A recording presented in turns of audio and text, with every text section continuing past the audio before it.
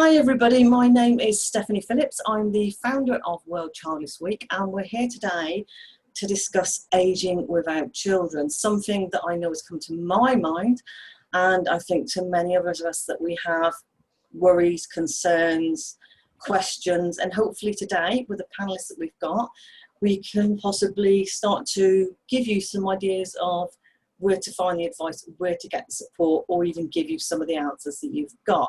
So thank you to Kirsty, to Heledd and Amina for joining me today. It's great that you're joining in and being part of this webinar. I'm now going to back away and leave it to you, Kirsty, to take over and proceed with this discussion. Thank you. Thank you, Stephanie. Well, hello everybody, and it's just so great to have this day on ageing without children during World Childless Week. You know, it's just absolutely brilliant that we can do this. For those of you who don't know me, which is probably most of you, my name is Kirsty Woodard, and I've been campaigning around the issue of ageing without children since 2014, so that's 6 years now. I've spent the vast majority of my working life working on issues around ageing and older people.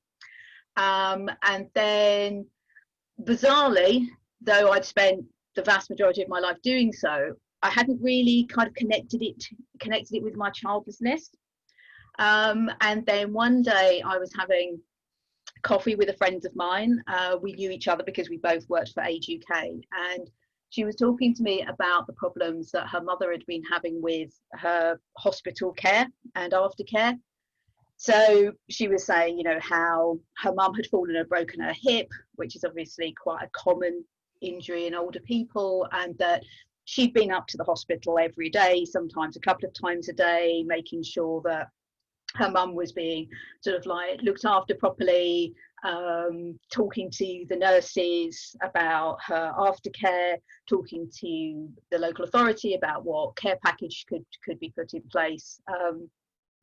And she said to me, you know, like, I'm telling lots of different people the same information. I'm, you know, having to, you know, get people to come and see her in the hospital because maybe her bell isn't being answered or whatever.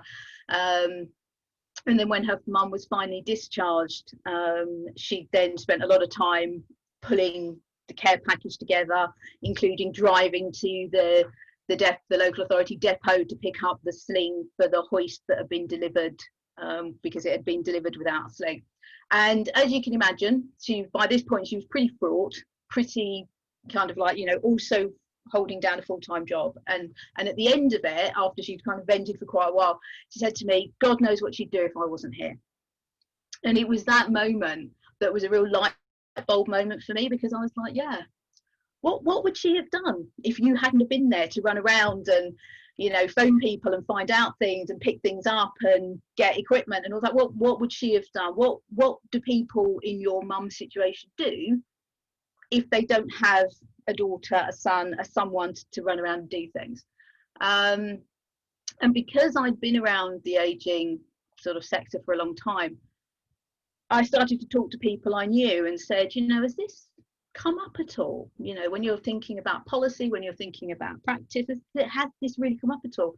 And pretty much everyone said to me, no, not really. We hadn't really thought about it. You know, we kind of know that there are older people who don't have, you know, family support, but hadn't really thought about it like that.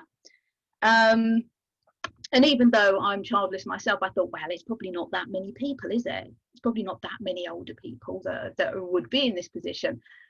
Because if there were a lot of older people affected by this, obviously someone would do something. And then I went and looked at the numbers, and then sort of rubbed my eyes and looked at the numbers again. I thought, well, this is an issue, isn't it? Because as we now know, there are well over 1 million people over the age of 65 who don't have any children at all, and 4.5 million people over the age of 50 who don't have any children at all. And yet this continues to be something that isn't really thought about or looked at in discussions around policy and planning on ageing.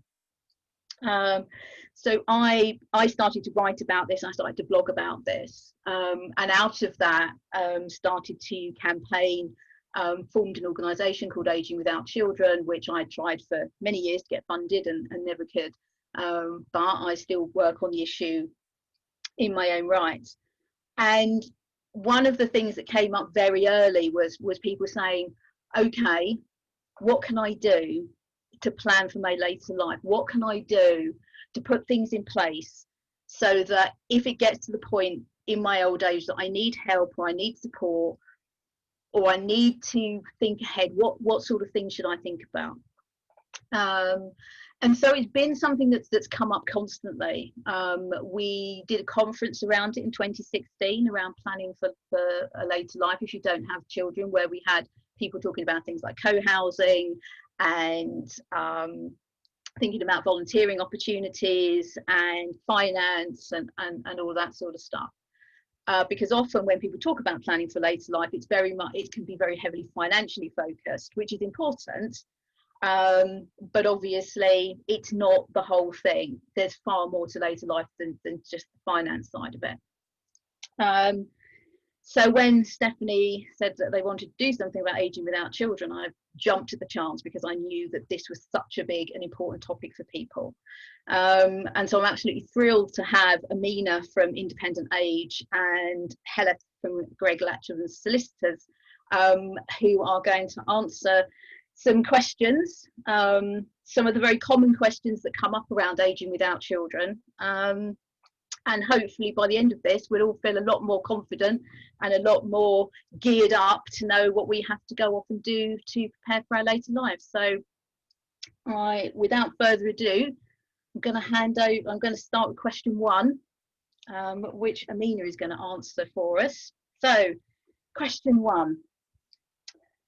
I'm aging without children, and though I don't have any problems at the moment, touch wood, I do worry about what will happen if I need help. What should I be thinking about ahead of time? Good morning, everyone. Just before I answer that question, I just want to say that I'm Amina from Independent Age. Independent Age is a charity that supports and campaigns for issues for older people. We provide a range of services, and one of them is providing an information and advice service, as well as doing some work around policy and influencing. So I work in the advice team, and I'm the technical advisor for health and wellbeing topics. So in regards to this question, I would suggest, I'll just repeat that in case you might have missed that with my introduction. So the question was, I'm aging without children, and though I don't have any problems at the moment, touch wood, do I worry about what will happen if I need help, and what should I be thinking ahead of time? So in regards to this, I would say, I would suggest you think about 3 main things ahead of time, and those 3 things would be your housing situation, researching other sources of care and support, and thinking about who you would like to make decisions for you if you're no longer able to at a later date. So in regards to the first one, if you want to stay living independently in your own home for as long as possible, you might want to think about whether your current house will meet your needs in, say, 10 or 15 years' time. And when thinking about housing, you could consider the way you want to live, your possible future health and care needs, and your financial resources. So this means that your options can include things like downsizing. So for example, would somewhere smaller be easier to manage or be more affordable? You could also think about options such as location. So if you do drive at the moment, if you had to give up driving at a later date, do you have good public transport links where you are at the moment? Do you want to live closer to friends, for example? Another thing you might want to think about is, another option might be adaptations. If you don't want to move, are there any changes that could be made to your home if your health or mobility changes at a later date?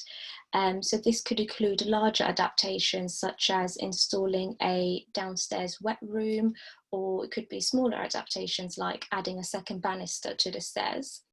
So if you live in England, your local council must cover the cost of an adaptation to your home if you're assessed as needing it, and if it costs £1,000 or less to install it. So if If you do need any help with the cost of making any larger adaptations, this might also be available through something called a Disabled Facilities Grant from your local council. So that's one of the first things you could think about. The second thing you could think about is the care and support you might need in the future. So in England, care and support is provided by a range of organisations and companies. So it could be provided or arranged by your local NHS or your local council. However, in most cases, it will come from a private care company. And in England, care and support can also be funded in different ways too. So depending on your financial resources and your health and care needs, you might be eligible for free short-term packages of intermediate care or longer-term arrangements like NHS continuing healthcare through the NHS. So you could also be eligible for a contribution towards your care costs from your local council, or you may be responsible for paying all of your care until your capital reaches a certain threshold. And usually if someone on our helpline thinks that they have needs for care and support, we usually always suggest that they request a free care needs assessment from their local council. And what this looks at is, it looks at how you manage everyday activities and whether you need, or whether or not your support needs meet the eligibility criteria for help from the local council. So it's usually really helpful, even if you end up paying for your care, it's usually a really useful step to working out what your needs are so that you or the council can then think about what support might be best to meet your needs. So it helps to do some reading and research in this area, and we have a number of fact sheets that provide a lot of detailed information about this. So one of them is called Getting Help at Home, and another one's called First Steps in Getting Help with Your Care Needs. I can arrange to have these all sent out after the webinar. The final thing I would suggest to think about is thinking about decision making if you are unable to at a later date. So for example, if you would like to appoint someone you trust to legally be able to make decisions on your behalf, if you're unable to, you might want to think about whether setting up a lasting power of attorney is right for you. Another option could be considering setting up something called an advance statement. So this is a way of usually recording your wishes and preferences of how you would like to be looked after. Although it's not legally binding, it can be a good way of letting people who may be involved in your future care know what your wishes are, should there be a time where you're unable to tell them yourself. Or if there's just a situation where you're unable to claim or maintain any benefits that you are receiving or entitled to, either because you are severely disabled or at that moment mentally unable to manage this yourself, someone can apply to the relevant benefits office to become your appointee and do this on your behalf. And it doesn't have to be a family member, it could be a friend or even someone acting in a professional capacity. So there's also a fact sheet on managing my affairs if I become ill, which I can arrange to have sent out as well. Thank you.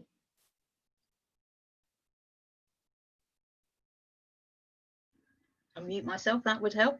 That's absolutely brilliant, Amina, thank you. I should just say that Amina and Heledd are talking about the law in the UK, because, you know, obviously much as we'd love to have an international panelist of advisors from across the world, we just wouldn't be able to do that. But a lot of the principles that they're talking about should apply wherever you are in the world. So it's some of those things to actually think about. Okay, over to Heledd for question 2. I would like to set up a power of attorney, but I don't have a family member to name as my attorney. What options do I have?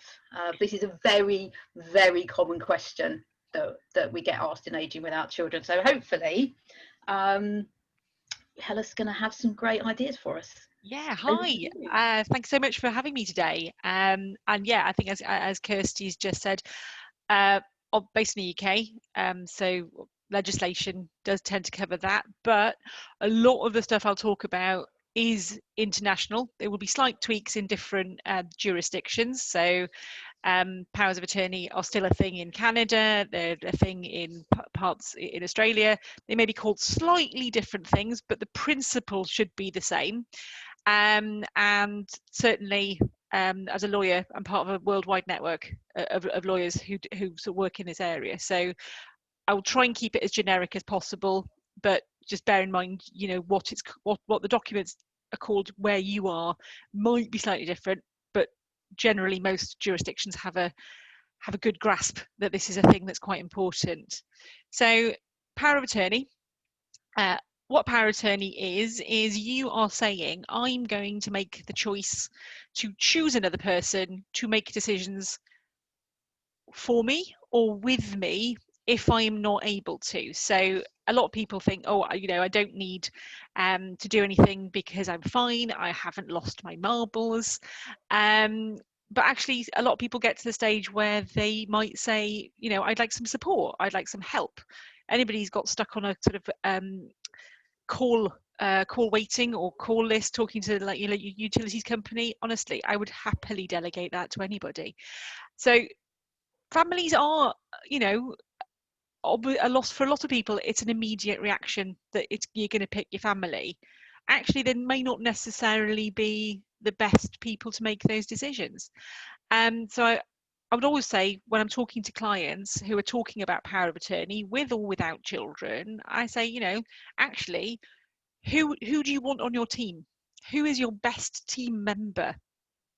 Powers of attorney in England are that we've got two types, one for finance, one for health. And I would say, who do you know? It could be family, it can be friends, it can be professionals, or it can be a combination. Just because you don't have children, or even if you do have children but don't necessarily think that they're the best people to do this, look outside that network. Lawyers will take on the role of being an attorney because it's something we do. We're happy to do it. We know what the law says, and we've got no sort of invested interest in the finances, which can sometimes actually cause trouble in family.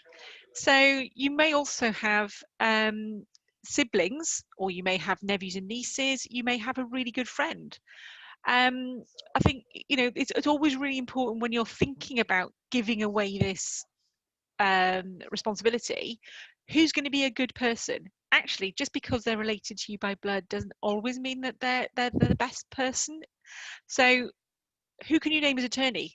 To answer the question directly, anybody you like, as long as they are, you know, good and sensible and are going to stick up for you and be in your corner, you can choose who you want. It doesn't automatically have to be family.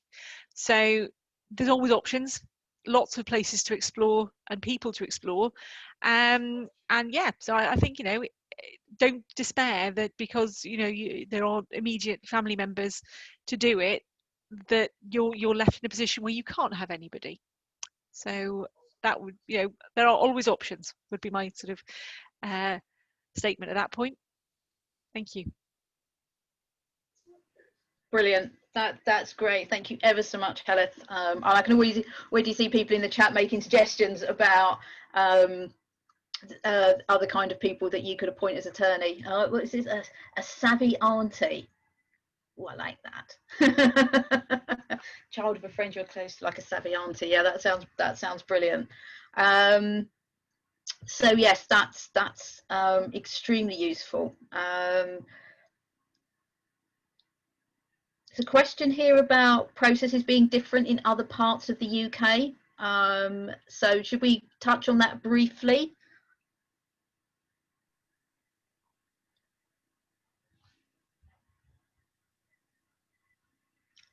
I can't hear you, Heledd. I don't know if my sound's gone. Any better?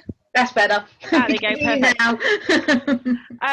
England and Wales is English law. So not to get too techie, and as a Welsh person, you know, I might go, hang on. Scotland has slightly different law. Ireland has slightly different law. Wales does covered by England. But then you've got, you know, you've got different, if you go over to the US, every state has something different. So the power of attorney as a phrase is probably a good catch-all. but in England would be the English and Welsh law from a very techie lawyer perspective. That's not too boring an answer.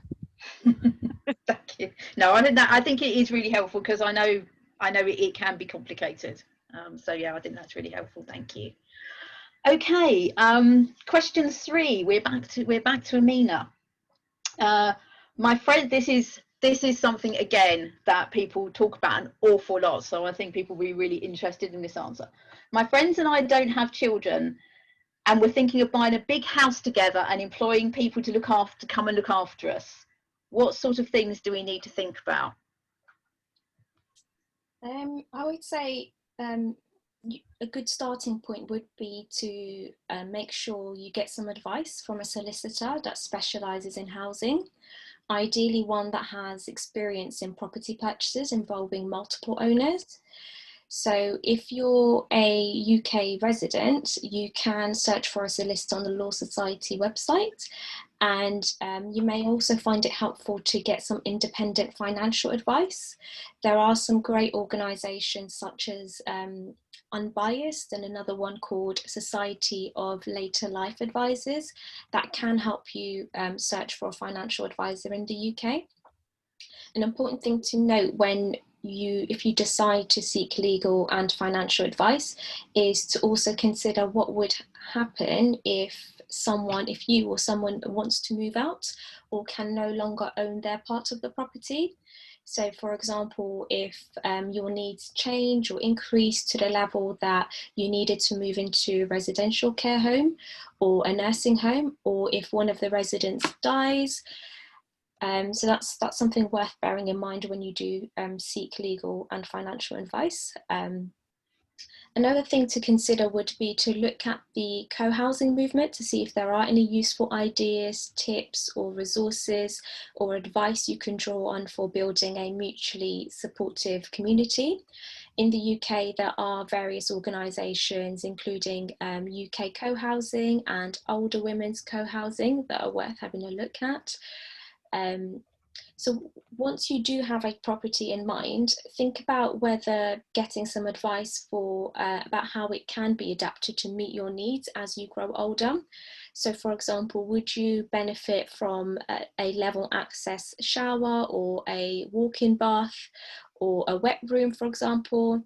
Are the corridors and doors wide enough for a wheelchair?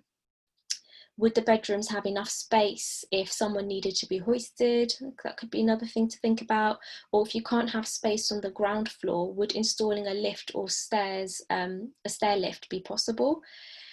So when you do think ahead, you can get an assessment and advice from a private occupational therapist. You can search for one on the Royal College of Occupational Therapists website. If you are thinking about carrying out substantial work to a property as well, consider involving maybe an architect, for example, one with experience in designing co-housing or housing for later life. So those are all some good starting points or things to consider. And if you are thinking about arranging care and support at home, you can also consider, in addition to what I've mentioned already, employing personal assistants directly for certain tasks and care and support. Or you could think about employing live-in carers that employ directly, or you could have them funded through an agency.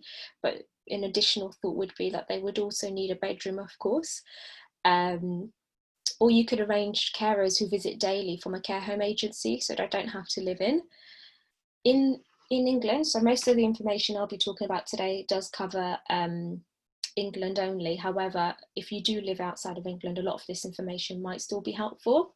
So in England, the Care Quality Commission is responsible for monitoring the standards of all registered service providers. So that includes home care agencies. And they also have a database that you can search with information about local services, including recent inspection reports.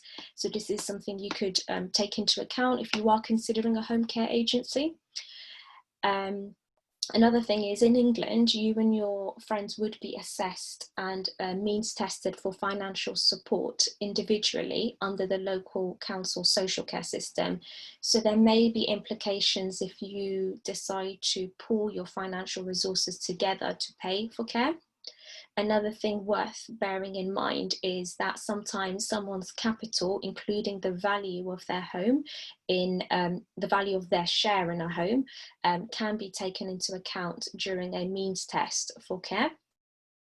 So again, we do have fact sheets and information guides that does explain how to arrange care and support in later life that you can order and download on our website, and how it can be funded in England. And you can also contact the helpline for advice, specific advice, if you do have a situation related to this, although there is a limit to what advice we can offer if the situation is hypothetical.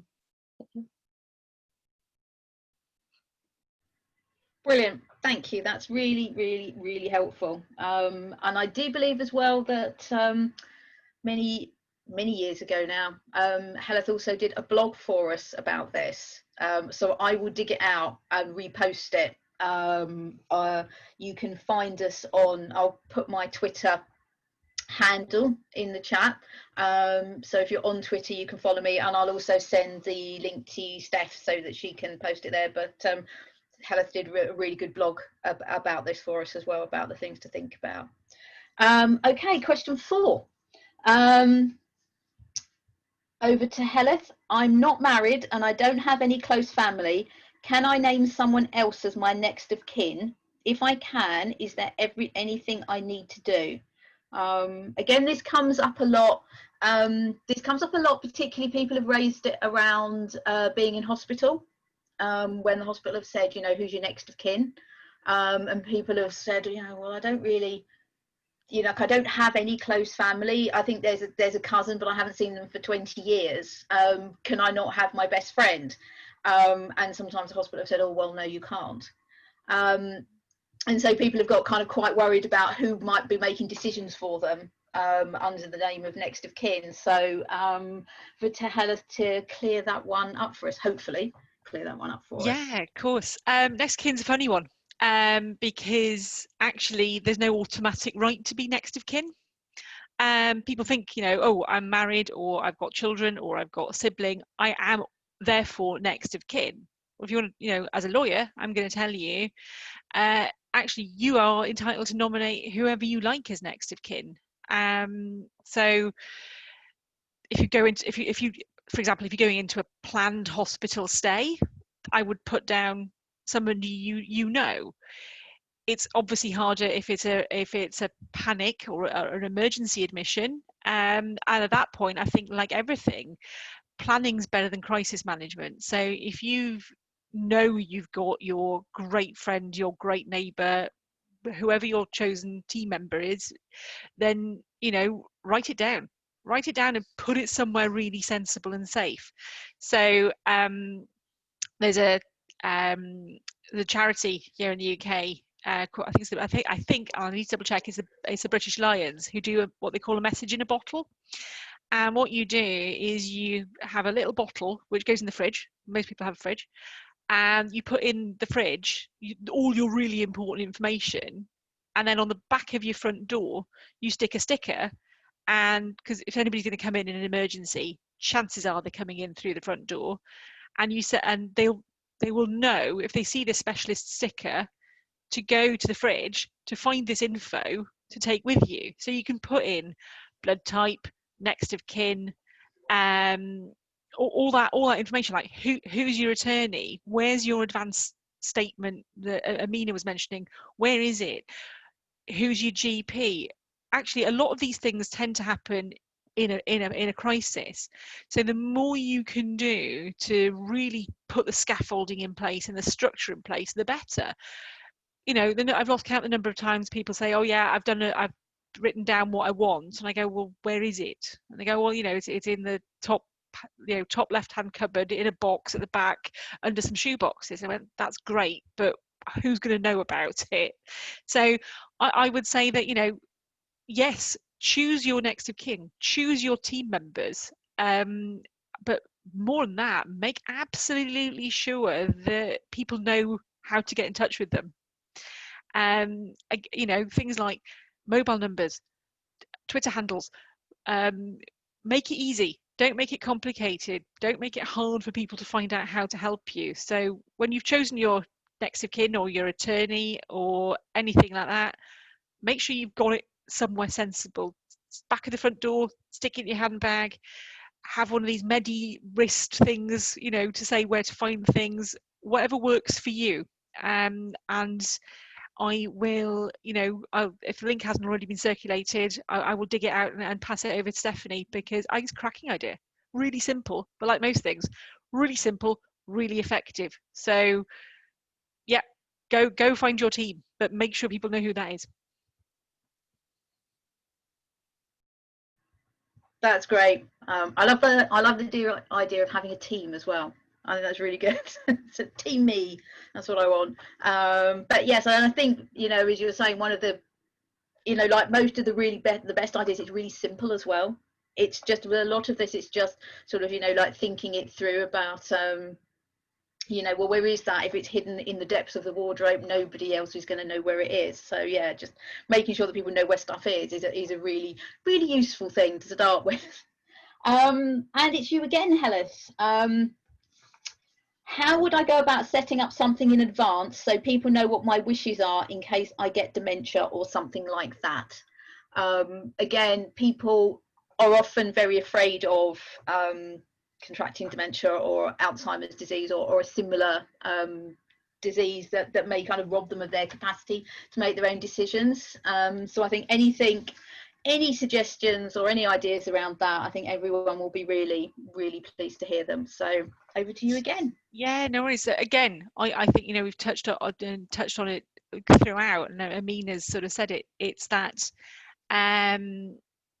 you know, nobody wants to get sick. Nobody wants to become frail. Nobody wants to lose independence. Nobody wants to have any sort of illness and have that encroachment on our lives. But like most things, we don't know what's around the corner, thankfully, you know, I would say, you know.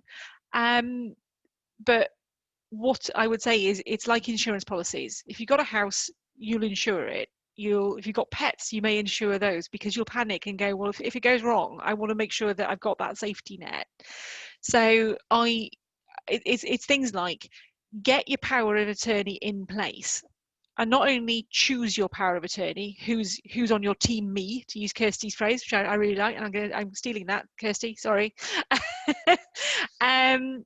But actually sit down and talk to them. It's not just a bit of paper. It's not just a bit of paper that says, hey, you've now got the right to talk to my GP. Hey, you can go and manage my finances. So actually sit down and go, if you are asked to do this for me, this is how I want you to act. So your power of attorney, in whichever jurisdiction you're in, is the legal document and gives the power, so people can waive it and go, hang on, you got to listen to me. What's really important is fleshing it out. Flesh it out with your wishes and feelings and what you want to do.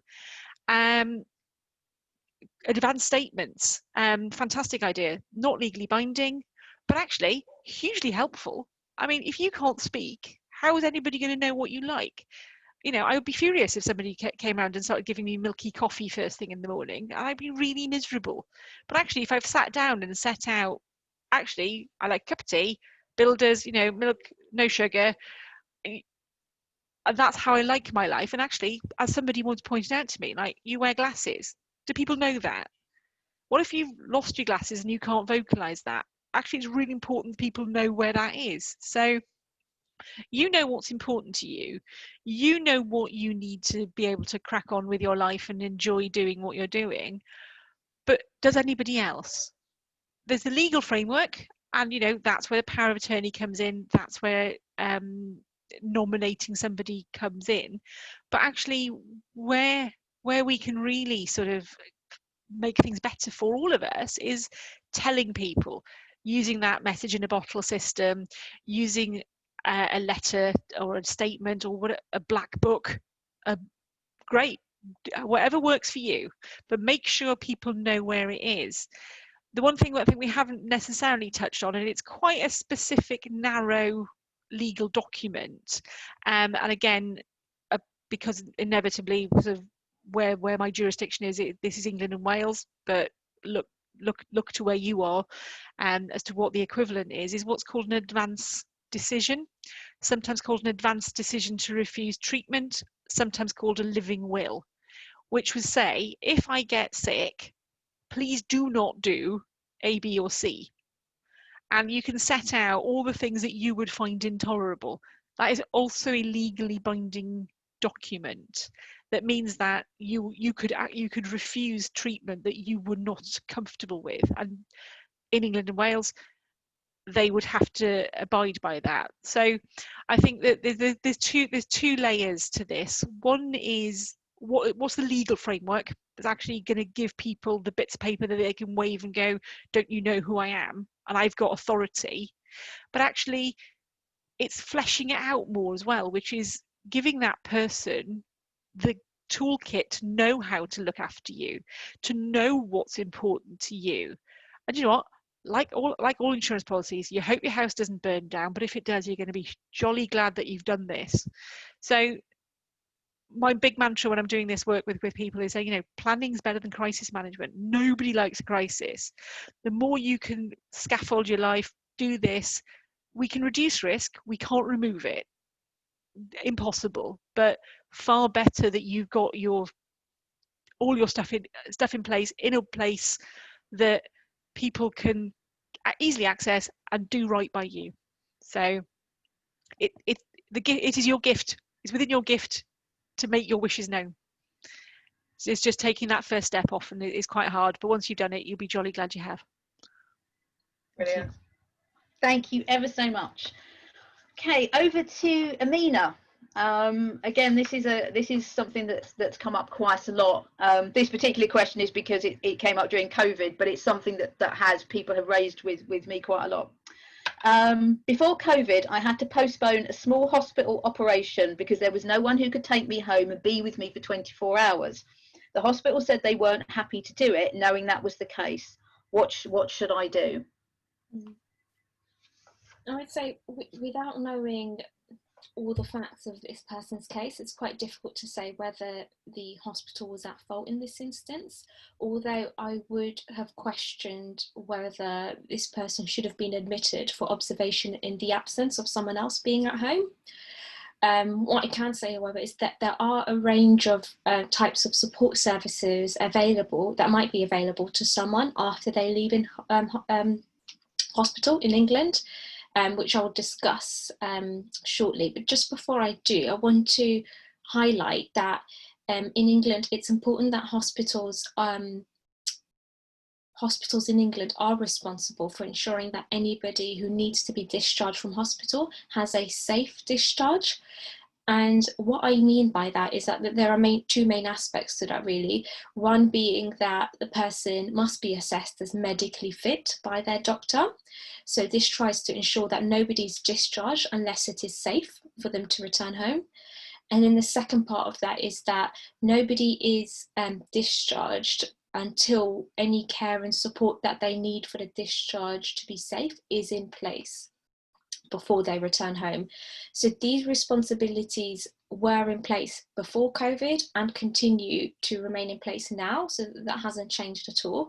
What has changed, however, is the hospital discharge process, which is likely to be in place for the foreseeable future. So hospitals are now currently following a new arrangements called a discharge to assess process. So what this means in short is that hospitals are discharging people as soon as it is safe to do so. So they'll be discharged from hospital and to a suitable setting where they will then have their longer term needs assessed in that suitable setting rather than in hospital. So at the moment, the NHS is funding short-term care for people who need new or extended packages of support put in place so that they can leave hospital safely under these new arrangements. And if you qualify for this support, this will be provided free for up to 6 weeks, but it may be less than 6 weeks. The idea is that people will then have any ongoing needs assessed during this period where they are receiving this short-term support. And these long-term assessments could involve the assessments I mentioned earlier. So that is the care needs assessment from your local council or NHS continuing healthcare through the NHS. Another slightly similar type of support service that is available to people generally when they leave hospital, so this is again before COVID and now as well, is intermediate care and reablement services. So these are short-term packages of care that are provided by the local council or in some areas the NHS. And the main aim is to help people, to help aid recovery and help people maintain or regain their independence. It's a non-means tested service, so it's provided free of charge to anyone who's assessed as needing it for up to 6 weeks, but it can be less, it can be as little as 1 to 2 weeks in some situations. It depends on how long you might need it. There are also some charity-run schemes that provide practical and emotional support to people who are discharged from hospital and might not have any friends or family around. You can often find information about these local services from your discharge team in the hospital or your healthcare team at the hospital, but you can also contact voluntary organisations such as the British Red Cross or the Royal Voluntary Service directly to find out about services in your local area. And most of these services are free, although some of them may charge a small fee for certain aspects of their service. So we're usually on the helpline, if anyone ever finds themselves in a situation where they think a discharge might not be safe, or for example, they might be discharged from hospital without suitable support, or they don't think they're ready to be medically ready to return home, there are certain steps you can take, and depending on the exact situation or your circumstances, that could involve seeking a second professional opinion from a doctor, for example, or making a formal complaint to you and approaching the PALS service in the hospital for advice and support. PALS stands for Patient and Advice and Liaison Service, and they are the point of call for individuals who may have any issues with their care, and they can offer advice and support, and even if you want to make a complaint. So it might also be worth considering legal advice as soon as possible in some instances as well. But what I would strongly encourage anyone who finds themselves in a situation like this or feels that a discharge from hospital might not be safe is to contact our helpline for further advice, so that we can give you specific advice to your case. And I can arrange to have the number for the helpline sent out after this webinar as well, along with the fact sheets I mentioned. Brilliant, that's great, that's really helpful, because it is, as you say, the hospital has a responsibility to ensure there is a safe discharge, but I think none of us would think that the way to ensure a safe discharge is not to provide treatment in the first place, because the discharge would be brilliantly safe because you wouldn't actually be having the treatment. So yeah, I think it's really important, but also, as you say, every case is also individual, so you have to consider it on an individual basis, which also makes it it's a very complicated area, I think it's fair to say. Yeah. Well, yes, we'll try and pick up we've had some questions, some more detailed questions about that, so we'll try and pick that up. We've had lots of questions posted as well, which is great. I'm going to pick up one particularly around co-housing, because I think that that's something that a lot of people are really interested in.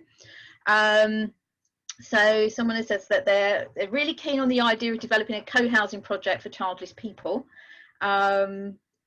because being, as a single person without children, being involved in the community is very important. Is there a co-housing project that already exists for childless people, or any resources so I can get a project started? Co-housing is something that a lot of people without children have been looking at as a part answer to, or as an answer to some of the issues around ageing without children. For people who don't know what co-housing is where people live. They have their own space, their own flat, but there are communal areas. So there'll be a shared kitchen, shared living spaces, shared gardens. and it's a way of people being able to live together in a community, but also to have their own space. And it's something that's incredibly popular on the continent. I think in Germany they have something like 900 co-housing schemes, whereas I think in the UK we have less than 20 at the moment. But a lot of people are working to change that. So the UK Co-Housing Network, which has a website and which will include in the information that we send out afterwards, but the UK Co-Housing Network has a website, and that has lots and lots of resources that you can download to look at how people go about setting up co-housing. One of the most famous co-housing schemes in the UK you might have seen is the Older Women's Co-Housing Project in Barnet.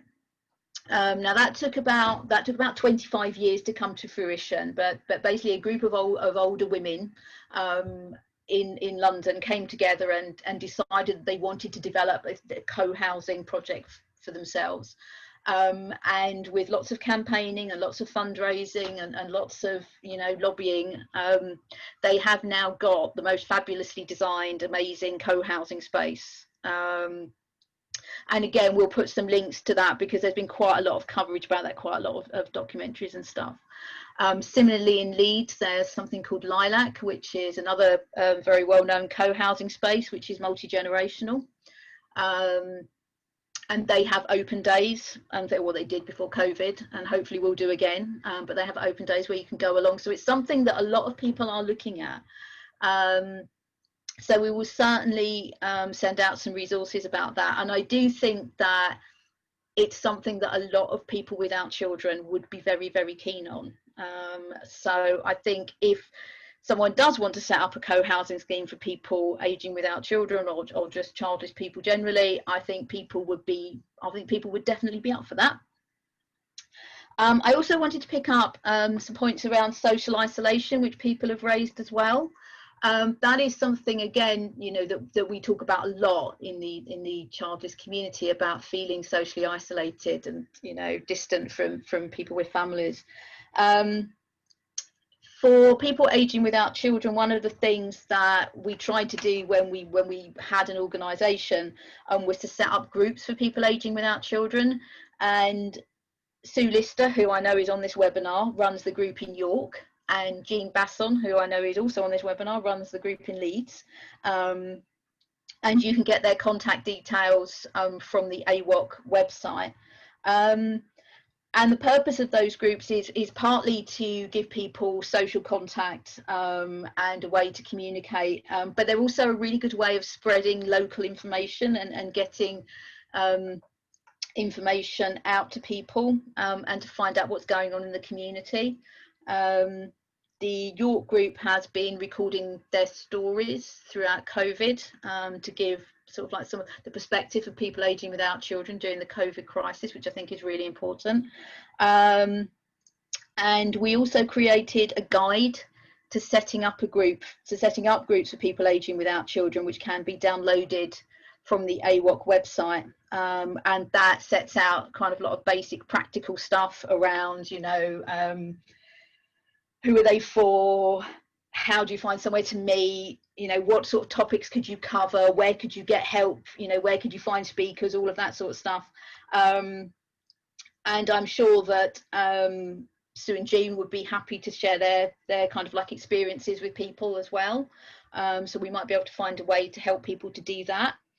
And there's also, as I've posted earlier in the chat as well, there's also the Facebook group as well, which is a closed group for people aging without children, which people can join. So there are a couple of things, but it is something that I've certainly done a lot of work sort of campaigning around the issues of social isolation and loneliness, because obviously loneliness is something very much on the agenda at the moment, and saying to all the organisations that are working on it, there are people aging without children, there are kind of like particular issues around loneliness and isolation, and they are a group of people that you need to think about. So I was just going to ask Heledd or Amina if there's any last things they want to say before I round things off. Anything either of you want to say? I just want to share some brief thoughts on some comments I see and questions that have come through. One person asked, is the hospital allowed to do what they did? As I said, it's quite difficult to say without knowing the full facts, but generally speaking, I would say to me, it doesn't sound appropriate for anyone to miss out on treatment that they clinically need just because they don't have support. And if anyone on the helpline, we usually advise people who are unhappy about certain aspects or decisions that have been made about their care and treatment, about their right to make a complaint. And we have a fact sheet on complaints as well. And we'll usually talk to them through the complaints process. Another comment or question I saw was around advocacy and NHS continual healthcare. So usually with advocacy services, there are some certain instances where someone may have a legal right to an advocate. So usually on the helpline, when we do hear people's situation where we are giving advice, we do pay attention to whether that person's situation might be a situation where they're legally entitled to an advocate, but that's not in every situation. So that's something I would suggest you can call our helpline on for advice if you are ever in a situation where you feel like you might need an advocate. If you aren't legally entitled to an advocate, there are usually advocacy, general independent advocacy service that we signpost to, where you can check for services in your local area.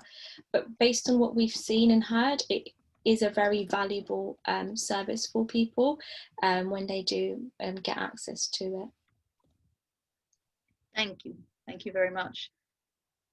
Yeah, I would echo sort of, looking at the comments coming in, and I see there's Q&A, so there's the chat and the Q&A session. So I would say it's entirely up to you how you want to put your structure in place. So if you've got friends, if you've got family, use that. If you want to use professionals, you can use that. If the charity sector's for you, then that's great.